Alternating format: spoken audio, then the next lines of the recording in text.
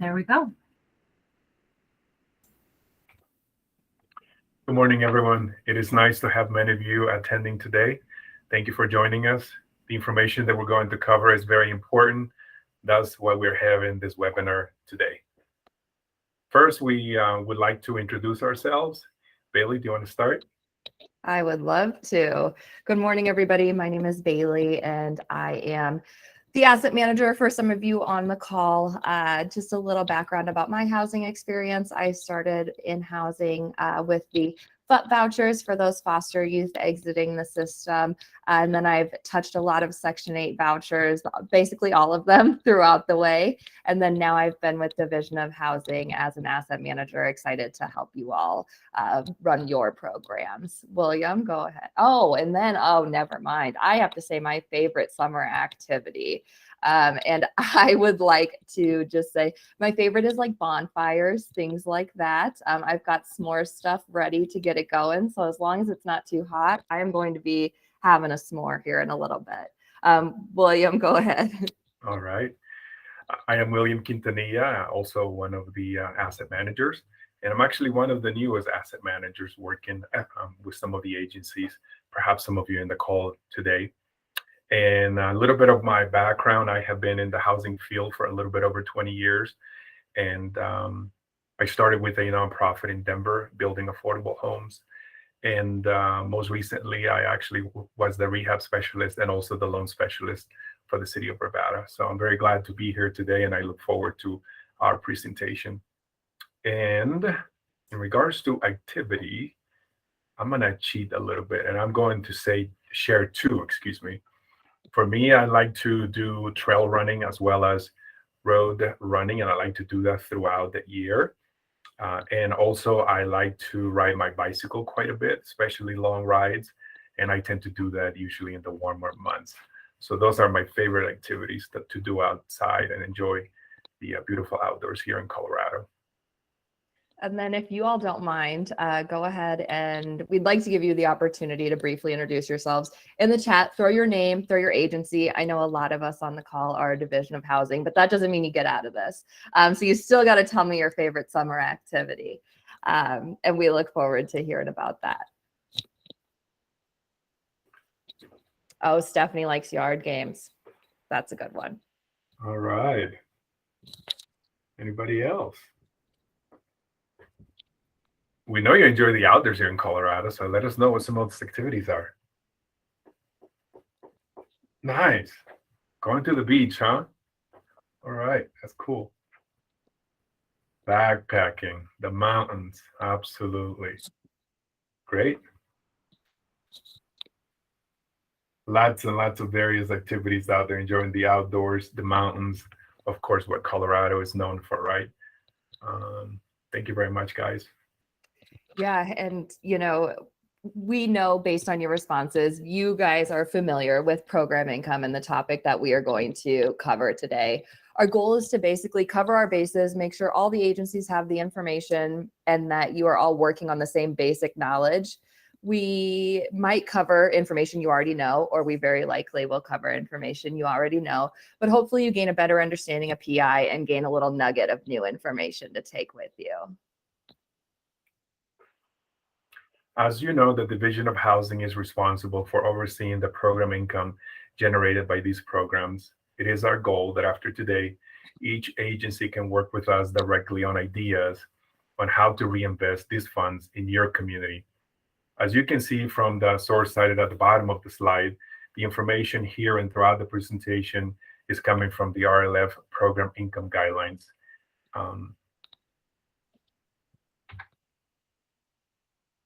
All right, what is PI?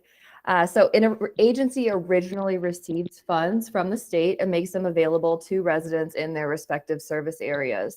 Those funds are returned to the agency at some point in the future.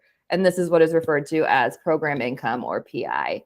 Listed are the specific revenues which create PI. And today we're focused on the revenue generated by the down payment and rehab programs. CDBG and home funds will follow their respective regulations. HDG regulations will be specified in the contract. So keep an eye out during your contract execution to pin down which regulations to follow. Please note that most, if not all, state funding use home regs as a safe harbor. Eligible uses for PI. So funds can be used to continue supplementing funding for a given program. So if you already run your rehab program, you're welcome to continue revolving those funds and continue helping beneficiaries with the rehab work. Same goes for down payment assistance. The Division of Housing can also approve for funds to be used to cover loan servicing, so processing payments, keeping track of each individual loan. This is typically specified in your contract whether the loan servicing from PI has been approved. And then the last bullet is for something that's not super common, but can certainly be looked at on a case-by-case basis if you feel that it is pertinent to your agency. Like the last slide indicated, program income can be used to close rehab or DPA loans depending on the original activity. However, admin costs such as project delivery and program overhead can only be paid out of active contracts. Some contracts are written so agencies can utilize their PI for the activity costs, and the admin costs are approved to be covered by DOH funds out of the active contract. Timely disbursement of available balance. So when it comes to funds provided by Division of Housing, all program income needs to be committed or dispersed from the revolving loan fund. You must use your excess PI balance before new funds can be awarded to your agency. In the past, agencies have built up quite a bit of program income, possibly even excess amounts, which we will define a little bit later. But moving forward, if an agency is determined to have excess PI, we'll leverage that for your new contract with the same funding source. And then for agencies that do have old program income, like we said earlier, we do intend to work closely to get it out the door and into your community. And as a reminder, we will use the home as a safe harbor when it comes to those regulations. There are two reports that are submitted to DOH on a regular basis, which report on an agency's PI. In the following slides, there will be pictures of the report, and we will discuss briefly what should be included. You have all been completing this form successfully, but we just want to cover all of our bases and explain some of the things that we look at. Just a brief overview of the top half of this report, because I know your agency is already completing these quarterly. Your asset manager fills in specific sections of this spreadsheet and provides it to agencies at the beginning of each executed contract. Some of the information will be populated by the asset manager according to your contract. If you look at the bottom of this report, it shows us, the asset managers, the balance, and any changes in PI. All right, the second report we have here is the loan portfolio status report, also known as the biannual report. I know us at Division of Housing tend to use those two interchangeably, so I wouldn't be shocked if you all do as well. But everyone's loan portfolio status report will look a little bit differently based on the activities and the funding sources which have accrued PI at your agency. Based on our guidelines coming from the RLF guidelines, each agency should keep separate bank accounts for each funding source. And then we look at the bank statements provided and match that end balance to the numbers provided from this report. I believe based on some reporting and some historical knowledge that most agencies do keep their PI in separate accounts by funding source, and then others have approached DOH with accommodation requests to have a different arrangement. If accounts are being kept together with multiple funding sources, it's just important that agencies can explain to Division of Housing how the funding sources are tracked separately. So each time a biannual report is turned in, the email or report will need to explain the balance of each funding source and how that balance was determined to the asset manager. And then another piece to keep in mind with your program income accounts, there are regulations when it comes to interest-bearing accounts. So HUD requires that PI be kept in a low interest-bearing account. And then this is only for CDBG. So listen up if you've got some CDBG funds that have PI. If interest is accrued over $100 in an account with CDBG dollars, then the interest over $100 will need to be returned to Division of Housing. This might be new to some of you, but the CDBG guidelines do require it. So again, only relevant to those CDBG PI. And then as you can see, it's got the 24 CFR there on the slide if you need to dig into that any deeper. And then if you don't have an active contract anymore with us, but you still have a program that's continuing to revolve program income, you'll still be providing this report to us biannually until all program income is spent or returned to Division of Housing. PI can be used without prior approval from the Division of Housing when the PI is being used for the same activity. Funds can be recaptured by HUD if they determine your agency has excess PI.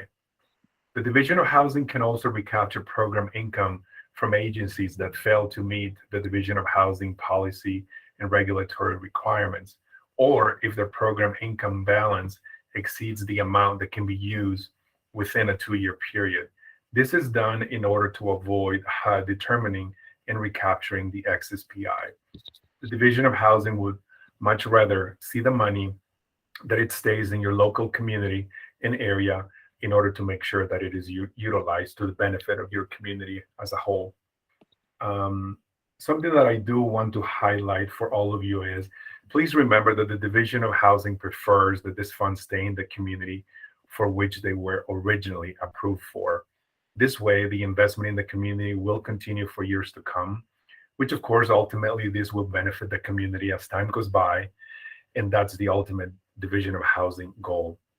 The AMs who oversee the RLF programs, we intend to work closely with the development specialists and your agencies to start repurposing your PI if it is determined that there is excess or more than your agency can reasonably spend in 2 years. The way that we calculate excess PI that an agency can reasonably spend in 2 years is by looking at the past performance from the previous 2 years and determining how much funding was needed during that time period. We are aware that times have been very different recently with the pandemic, but this is generally how it is calculated. If you have any specific questions regarding this, we'll be happy to work directly with each agency individually. What's in your contract? So as we come to the end of this presentation, we wanted to provide you some of the sources and references from your contract that you can refer to as you are out in the world doing all of the great work that you do. The following are images from a recently executed contract. During this presentation, we're just summarizing the big talking points regarding program income. But if you do want to dig deeper or have more specific questions while you're doing the work you do, you can check in with your current asset manager or dig into the regulations a little bit deeper as needed. And speaking of contracts, we look forward to seeing you all back with us for the currently scheduled August 10th training titled How to Use Your Contract Agreement as a Resource. This training will be super helpful for everyone to get some tips and tricks or just to get more familiar with your contract.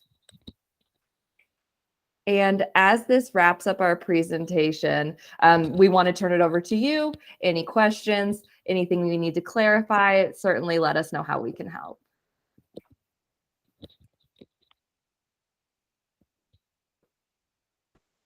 Feel free to enter your questions in the chat box, or you can go ahead and unmute yourself if you have any questions at this time.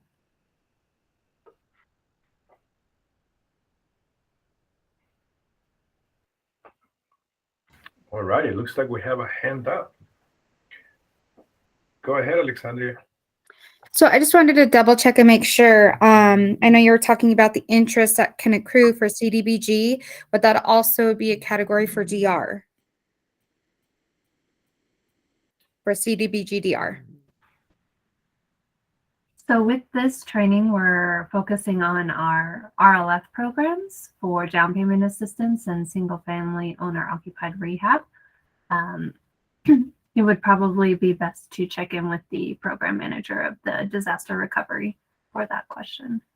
Thank you. Thanks.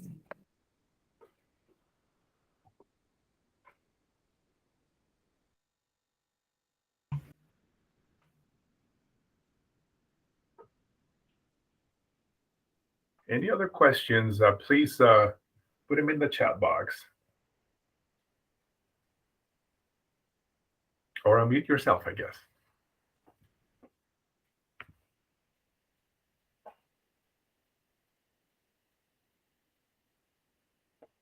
Well, if there are no other questions at this time, again, like we mentioned before, this webinar has been recorded, so we'll get it posted up to our website. Oh, great. Wendy has a question for you, William and Bailey. If we are using HDG funds, is the interest the same as CDBG or home? Yeah, correct me if I'm wrong, but I believe in terms of like the interest bearing accounts, we do still prefer that it's in a low interest bearing account, but that $100 cap doesn't apply.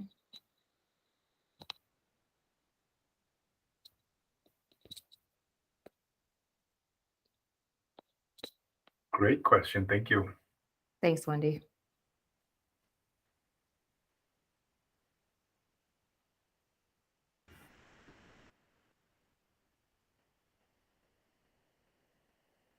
I'm not seeing any more questions at this time or any hand raised, so we're happy to give folks back some time in their day. You can always reach out to Bailey and William. I know they have their contact information on that next slide. If you have any further questions that come up. Otherwise, we want to thank you all for joining us today. We appreciate your time. Thank you, everybody. Appreciate it. Thanks, y'all.